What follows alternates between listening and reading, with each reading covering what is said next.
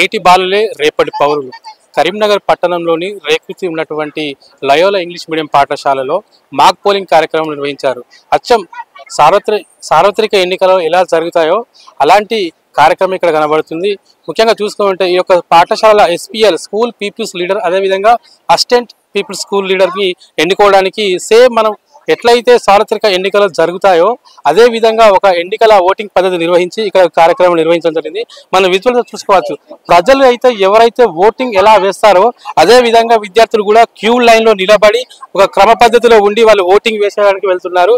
అదేవిధంగా elections officers ఎవరైతే ఉంటారో వాళ్ళు ఎలా పనిచేస్తారో అక్కడ కూడా ఉన్నటువంటి ఉపాధ్యాయులు అదేవిధంగా విద్యార్థులు కూడా పోలింగ్ ఆఫీసర్గా మారి ఒక కార్యక్రమం చేయడం జరుగుతుంది. అదేవిధంగా ఏజెంట్, ముఖ్యంగా చెప్పాలంటే బూత్ ఏజెంట్ వాళ్ళు ఎవరైతే ఓట్ చేస్తారో వాళ్ళ కౌంటింగ్ చేయడానికి చాలా కీలకం కాబట్టి ఏజెంట్లు కూడా విద్యార్థులు మారిన పరిస్థితి కనపడుతుంది.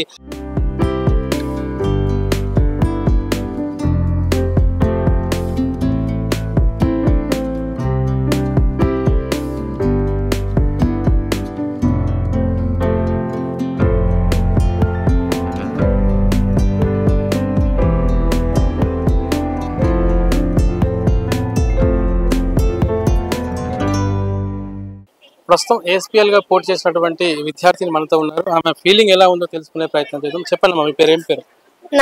My name is Ashwita from 8th standard. I am participating as ASPL. I am very excited to vote my caste, and in future I want to become a political leader. I am very happy for participating and vote for my caste.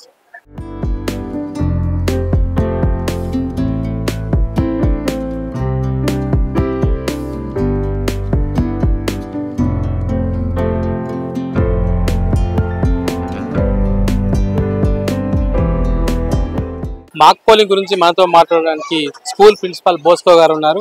వారిని అడిగి మరిన్ని వివరాలు తెలుసుకునే ప్రయత్నం చేద్దాం. చెప్పండి sir, ఎట్లా అనిపిస్తుంది మీ స్కూల్లో ఈ మాక్ పోలింగ్ నిర్వహించడానికి? Actually, our Indian Constitution has given the power to vote, and our students are going to be the next generation, and we are making them to be aware of their vote system. And now it is a kind of practice for them when they become matured and they become 18 years old.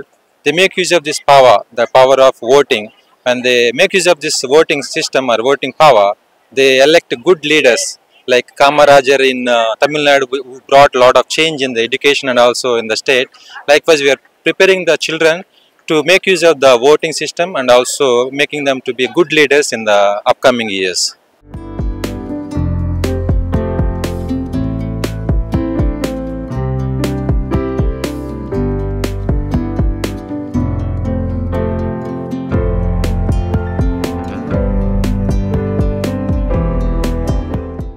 Good afternoon everyone. My name is Mayura. I am from 10th standard.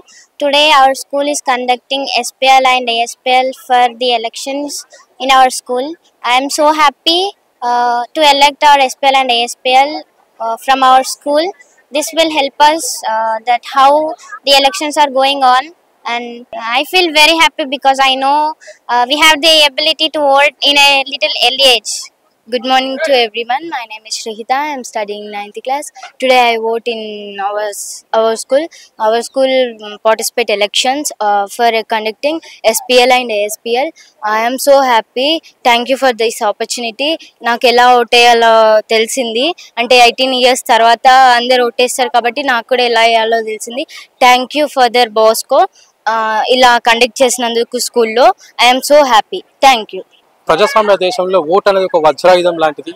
ఓటును ఎలా సద్వినియోగం చేసుకుంటే అలాంటి మంచి లీడర్లు కూడా ఎన్నుకోవడం జరుగుతుందని చెప్తుంది.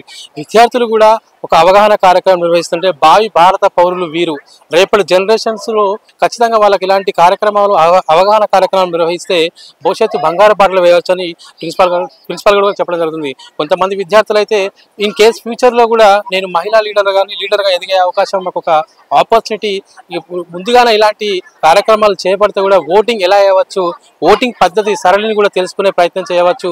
ఇలాంటి కార్యక్రమాలు చేయడం మా పాఠశాలలో చాలా సంతోషంగా ఉందని ఆ విద్యార్థులు చెప్పడం జరుగుతుంది.